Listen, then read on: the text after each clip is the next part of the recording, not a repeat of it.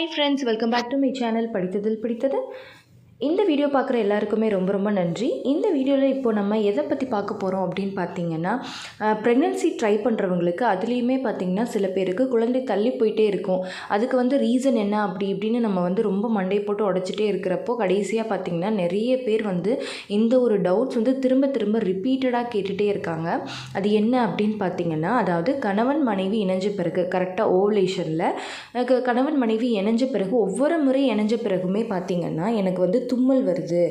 நிறைய பேர் சொல்கிற கம்ப்ளைண்ட்ஸ் பார்த்திங்கன்னா தும்மல் வர்றது. சில பேர் எனக்கு இருமல் வருது. அப்படி இருக்கும்போது எனக்கு கொஞ்சம் எக்ஸ்ட்ரா விந்து வெளியேறுது வெளியில். அப்போ என்னால் கருத்தரிக்க முடியாதா, எனக்கு இதனால் பிரச்சனை உண்டாகுமா, இதனால் எனக்கு கரு உருவாகாதா அப்படின்னு சொல்லி நிறைய பேர் கேட்டுட்ருந்தீங்க. ஸோ அதை கிளியர் பண்ணுறதுக்காகவும் அதுக்கப்புறமா பார்த்திங்கன்னா நிறைய பேர் கேட்குற கேள்வி, ஆஃப்டர் ஓவலேஷன் பார்த்திங்கன்னா எனக்கு எவ்ரி சைக்கிளுமே எனக்கு தும்மல் வருதுக்கா, இல்லைன்னா இருமல் வந்துடுதுக்கா, அப்போ எனக்கு இது ஒரு பெரிய பிரச்சனையாக இருக்குது, இதனால் எதுவும் கரு தங்காமல் போகுமா, அதுக்கப்புறம் பார்த்திங்கன்னா நான் பீரியட்ஸ் ஆகிடுறேன், ஸோ இதனால் எதுவும் பிரச்சனை வருமா அப்படின்னு சொல்லியும் நிறைய பேர் கேட்டுட்ருந்தீங்க. ஸோ இது எல்லாத்துக்குமே ஒரு ஆன்சர் கிடைக்கிறதுக்காக தான் இந்த வீடியோ. ஸோ வீடியோவை ஸ்கிப் பண்ணாமல் கடைசி வரைக்கும் பாருங்கள், உங்களுக்கு நிச்சயமாக ரொம்பவே யூஸ்ஃபுல்லாக இருக்கும். இதுக்கு மேலேயும் உங்களுக்கு ஏதாவது பர்சனல் டவுட்ஸ், வேறு டவுட்ஸ் ஏதாவது இருந்தால் தாராளமாக கமெண்ட்ஸில் கேளுங்க. நிச்சயமாக நான் ரிப்ளை பண்ணுறதுக்கு ரெடியாக இருக்கேன். அண்டு முடிஞ்ச அளவுக்கு ரீசெண்டாக அப்பப்போ போடுற வீடியோஸில் நீங்கள் ஜென்ரல் டவுட்ஸாக இருந்துச்சு அப்படின்னா அந்த வீடியோஸில் கேளுங்க. அப்போ என்னால் உடனே சீக்கிரமாக ரிப்ளை பண்ண முடியும். கொஞ்சம் பழைய வீடியோஸ் அப்படின்னா என்னால் கொஞ்சம் அந்த கமெண்ட்டை பார்த்து ரிப்ளை பண்ணுறது கொஞ்சம் கஷ்டமாக இருக்கும். ஓகே ஃப்ரெண்ட்ஸ், இப்போ பார்த்தீங்கன்னா இந்த கணவன் மனைவி இணைஞ்ச பிறகு நீங்கள் கரெக்டாக ஓவலேஷன் ட்ராக் பண்ணி அந்த டைமில் இணையும் போது நிறைய பேருக்கு இணைஞ்ச பிறகு அந்த ஒரு 10 to 15 minutes அப்படியே படுத்துருங்க அப்படின்னு சொல்கிறோம் இல்லையா, அந்த டைமில் நிறைய பேருக்கு பார்த்திங்கன்னா தும்மல் வருது, சில பேருக்கு இருமல் வருது. இதனால் பார்த்திங்கன்னா அந்த விந்து வெளியே வர்றதுனால உங்களால் கன்சீவ் ஆக முடியாதான்னு கேட்டிங்கன்னா கண்டிப்பாக அப்படிலாம் கிடையவே கிடையாது. நிச்சயமாக உங்களால் கருத்தரிக்க முடியும்.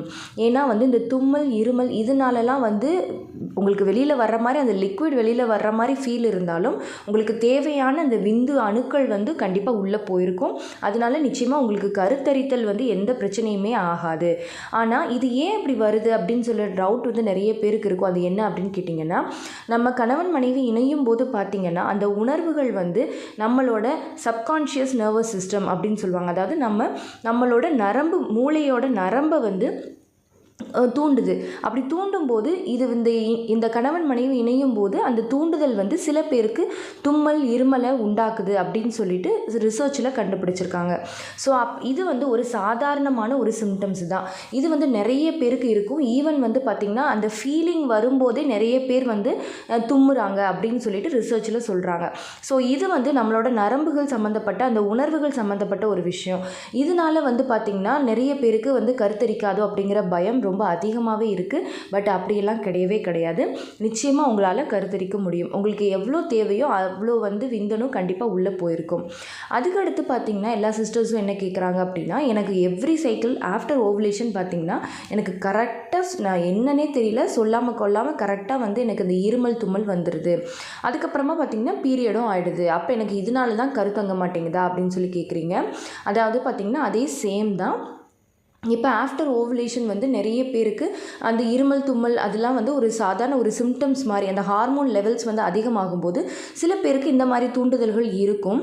அப்படி இருக்கும்போது நம்ம இருமுறதுனாலையோ தும்முறதுனாலையோ அந்த கருப்பதிதல் நடக்கிறதுல பிரச்சனை வருமா அப்படின்னு கேட்டிங்கன்னா, அதாவது இம்ப்ளான்டேஷனில் பிரச்சனை வருமா அப்படின்னா கண்டிப்பாக கிடையாது.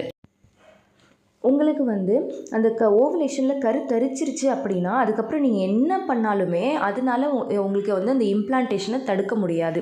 இதனாலலாம் உங்களுக்கு இம்ப்ளான்டேஷன் தடுக்கப்படாது. ஈவன் பார்த்தீங்கன்னா நீங்கள் தலைகீழாக நின்னா கூட உங்களுக்கு அந்த இம்ப்ளான்டேஷனில் எந்த பிரச்சனையுமே வராது. அது கருப்பதிதல் நடைபெற்று தான் ஆகும். இது நியதி, இயற்கையே நம்ம உடம்புல ஏற்படுத்தியிருக்க ஒரு விதமான நியதி.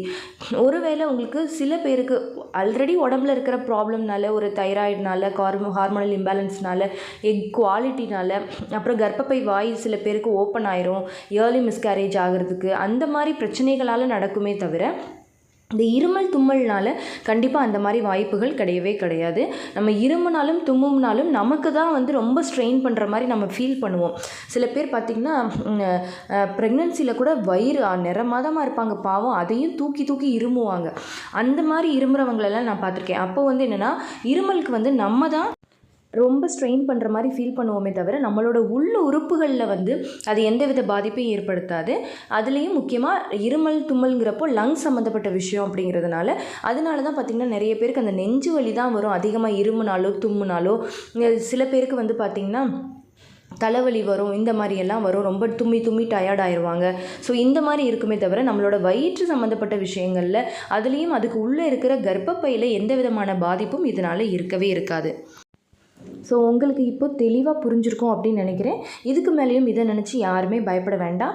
நிச்சயமாக இதெல்லாம் வந்து ஒரு கரு உண்டாகாததுக்கோ இல்லை கருத்தரிச்சும் அந்த கரு பதியாமல் போகிறதுக்கோ எந்த விதத்துலேயும் காரணமாகாது. ஓகே ஃப்ரெண்ட்ஸ், இந்த வீடியோ கண்டிப்பாக உங்களுக்கு யூஸ்ஃபுல்லாக இருந்திருக்கும் அப்படின்னு நினைக்கிறேன்.